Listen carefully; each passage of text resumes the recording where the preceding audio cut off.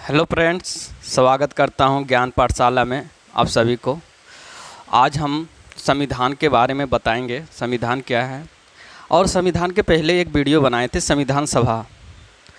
आज हम लोग पढ़ेंगे संविधान की विशेषता।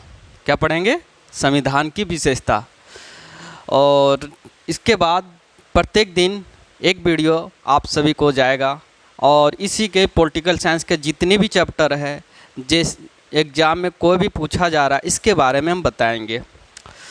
और आप लोग को मन में विचार आता होगा कि ये संविधान की विशेषता से मतलब क्वेश्चन बन रहा है, प्रश्न बन रहा है।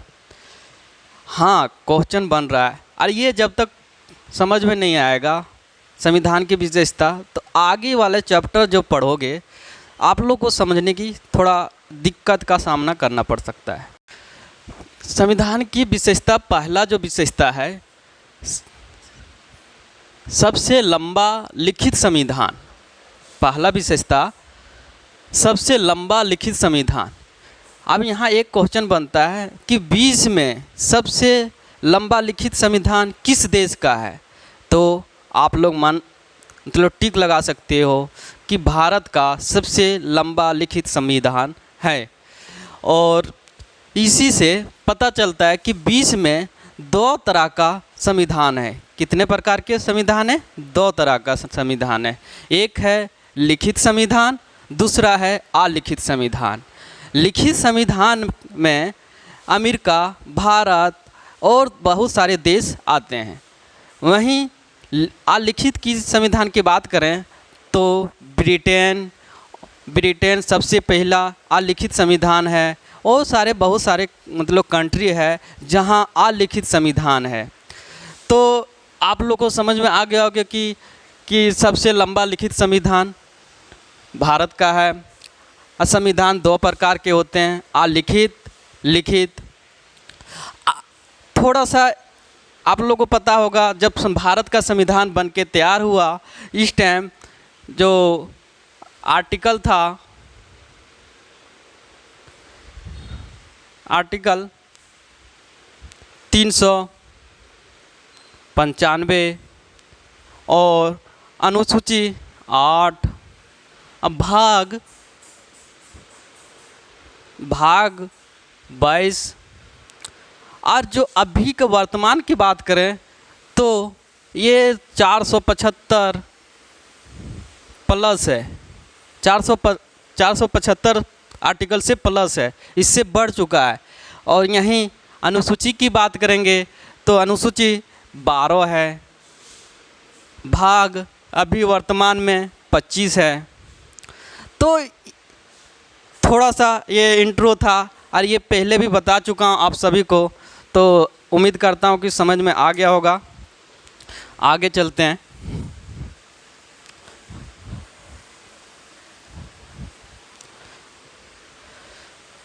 संविधान की विशेषता दूसरा है आंतरिक, दूसरा में आंतरिक एवं बाह्य स्रोत। आंतरिक एवं बाह्य स्रोत का मतलब ये होता है, थोड़ा सा समझने की कोशिश करेंगे आंतरिक क्या है और बाह्य क्या है। आंतरिक मतलब जब ब्रिटिश यहाँ शासन कर रहा था तो बहुत सारे कानून को यहाँ लाया गया था भारत में। जैसे भारत शासन अधिनियम 1935 को देखा जा सकता है। 1935 अब भारत में बोला जाता है कि जितने भी मतलब भारत का संविधान जो निर्माण किया गया, अधिकांश जो स्रोत लिया गया है ये भारत शासन अधिनियम से लिया गया है। 1935 से लिया गया है। और बाह्य मतलब होता है विश्व के दूसरे देशों से लिया गया स्रोतों है। मतलब जैसे मान के चलते हैं कि अमेरिका से मौलिक अधिकार लिए हैं, ब्रिटेन से संसदीय व्यवस्था लिए हैं, बहुत सारे आयरलैंड से नीति निर्देशक तत्व लिए हैं। तो ऐसे देश है जो कि बहुत सारा देश है, इससे हम लोग अच्छाइयों को लेके मेरे संविधान में मिलाया गया है। समझ में आ गया कि आंतरिक मतलब जो भारत शासन अधिनियम था, बहुत सारा एक्ट था, सुप्रीम कोर्ट हो गया, संसदीय व्यवस्था हो गया, ये सब आंतरिक से ही लिया गया है। कहाँ? भारत के संविधान में। आप सभी को समझ में आ गया होगा आंतरिक एवं बाह्य स्रोत। अब चलते हैं, आगे का टॉपिक है लचीला एवं कठोर का मिश्रण। लचीला मतलब कठोर, ये एक छोटा सा टॉपिक है। तीसरा जो पॉइंट है लचीला, मतलब संविधान में कोई भी प्रावधान को सरल रूप से संशोधन किया जा सकता है, इसी को हम लचीला कहते हैं। ठीक, आगे और कठोर का मतलब होता है जिसमें हम 2/3 प्लस आधे से अधिक राज्यों का बहुमत होना अधिक जरूरी है, तब आ जाता है कठोर में। क्या आ जाता है? कठोर में। लेकिन भारत का संविधान लचीला भी है और कठोर भी है, दोनों का मिश्रण है। क्या है? दोनों का मिश्रण है। अब चलते हैं आगे, चौथा पॉइंट है एकल नागरिकता। एकल नागरिकता का मतलब ये है कि भारत में जितने भी लोग हैं, जितने भी धर्म के हैं, सभी को एक ही नागरिकता मिला, जो भारत का क्या बोलते हैं, जो भारत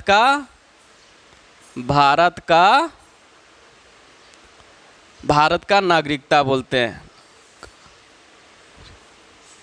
भारत का नागरिकता बोलते हैं। और यहीं देखते हैं, अमेरिका के बात करेंगे अमेरिका का, तो अमेरिका में दोहरी नागरिकता है। एक देश के लिए नागरिकता होता है और एक राज्य के लिए नागरिकता होता है। एक देश के लिए और दूसरा राज्य के लिए। और यहीं भारत में किसी भी राज्य में पैदा हो आ तो किसी राज्य में रहने वाला लोग भी हो, इसी को कहते हैं एकल नागरिकता। एक ही नागरिकता मिलेगा, आ तो देश के लिए हो आ तो स्टेट के लिए हो, सभी को एक ही नागरिकता मिलेगा। अमेरिका में ऐसा नियम नहीं है। यहाँ देश के लिए एक नागरिकता लेना पड़ेगा और एक राज्य के लिए नागरिकता लेना पड़ेगा। आप सभी को समझ में आ गया होगा। आगे चलते हैं, संविधान की विशेषता का जो 5वां जो पॉइंट है मौलिक अधिकार। आप मौलिक अधिकार अच्छा से समझते होंगे क्योंकि आप लोग पढ़ने वाले विद्यार्थी हो। मौलिक अधिकार पढ़ना ज़रूरी है क्योंकि हम लोग पता कैसे कर सकते हैं कि मतलब हम लोग को संविधान में क्या अधिकार दिया है, इसके बारे में भी चर्चा किया। ये एक संविधान में एक चैप्टर भी है, हम लोग को आगे पढ़ना भी पड़ेगा कि मौलिक अधिकार क्या है। समझ में आ गया होगा।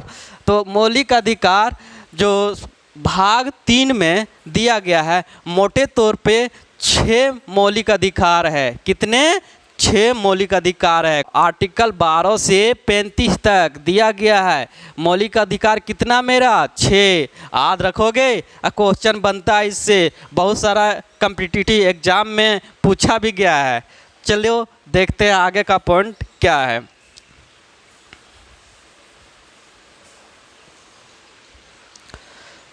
अगला पॉइंट है राज्य एवं नीति निर्देशक तत्व। ये भी आगे चल के हम लोग पढ़ेंगे, एक चैप्टर है। इस चैप्टर में हम अच्छा एक्सप्लेन करेंगे और क्या राज्य के नीति निर्देशक तत्व क्या है।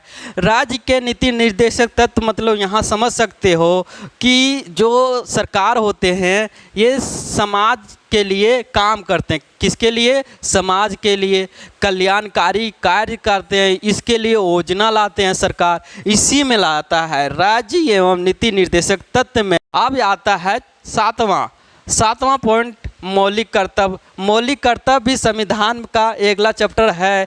मौलिक कर्तव्य के बारे में आगे पढ़ेंगे हम लोग। ऐसे मौलिक कर्तव्य जो जोड़ा गया था, जो मूल संविधान था मौलिक कर्तव्य नहीं था। अब मौलिक कर्तव्य को 42वां संविधान संशोधन किया गया और 11 मौलिक कर्तव्यों को जोड़ा गया।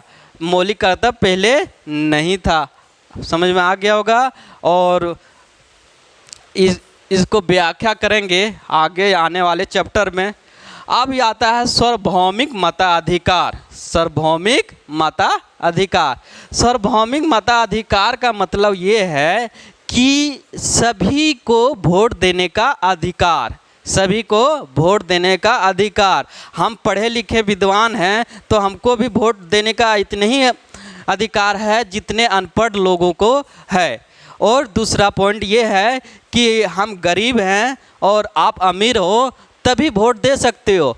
किसी भी जाति का हो फिर भी आप वोट दे सकते हो। इसी को बोलते हैं सार्वभौमिक सार्वभौमिक मताधिकार। और इसमें जो एक नियम था, जब संविधान बन के तैयार हुआ था, इस टाइम इसका जो वोट देने का जो उम्र था ये 21 वर्ष था। कितना? 21 वर्ष। 21 वर्ष। अब इसको कम कर दिया गया। कब किया गया? जब संविधान को 61वां संविधान संशोधन किया गया 1989 में, तो इसका उम्र कम कर दिया गया, 21 से 18 वर्ष कर दिया गया।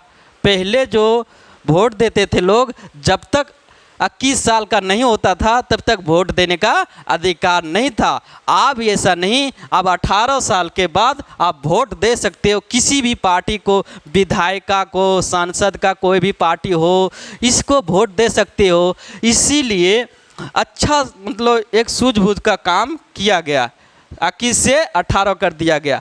स्वतंत्रता, निष्पक्ष न्यायपालिका, ये समझने की कोशिश है करना। जैसे भारत में न्यायपालिका है, इसके लिए हम लोग